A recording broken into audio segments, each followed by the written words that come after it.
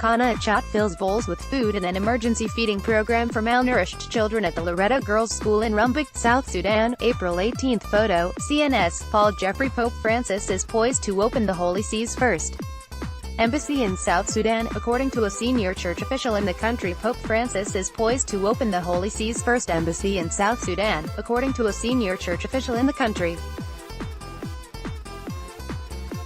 Francis's decision to appoint a resident ambassador in Juba represents a deepening of ties between the Holy See and the war-torn country, while also paving the way for a possible papal visit. The step taken by our Pope Francis warms the hearts of the victims of war trampled in these nations, and symbolizes the friendly bond between South Sudan and the Holy See. Bishop Eduardo Hebero Casale, president of the country's bishops' conference, said in a statement, "Since the first day of his pontificate, he has never stopped praying for us. He has planned a pastoral visit, and now he has opened the consulate by opening an embassy in Juba, and taking the unusual step of naming his ambassador to Syria. Cardinal Francis is determined to use all the diplomatic levers at his disposal to respond to the world's humanitarian crises." In 2013, 2 years after South Sudan gained its independence, the Pope sent Archbishop Charles Balvo to serve as the first papal ambassador to the world's youngest state. Archbishop Balvo, however, has conducted his diplomatic mission from Nairobi, Kenya, and did not live in Juba.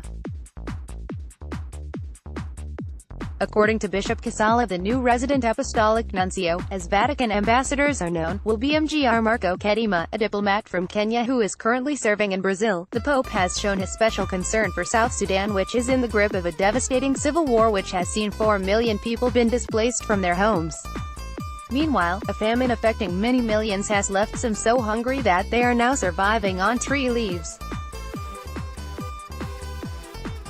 In February 2017, Francis announced that he and the Archbishop of Canterbury, Justin Welby, were planning to make an historic joint visit to the country in what would have been an attempt to help bring about a truce between the warring factions, but the trip was put on hold ostensibly due to security concerns, although sources in Rome say it was due to a fear that a joint visit could be counterproductive and would be exploited for political purposes by the ruling regime. Nevertheless, the South Sudanese bishops have continued to invite the Pope to visit, arguing he could help advance the cause of peace.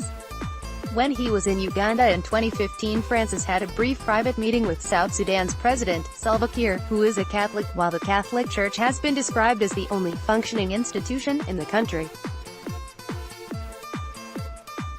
All the Christian churches are working closely together to help alleviate the wide-scale suffering on the ground. Pope Francis continues to do great things for us, and we are truly grateful to him as well as being his great admirers. He teaches us to cross our borders with love, reaching all of humanity, Bishop Casale explained.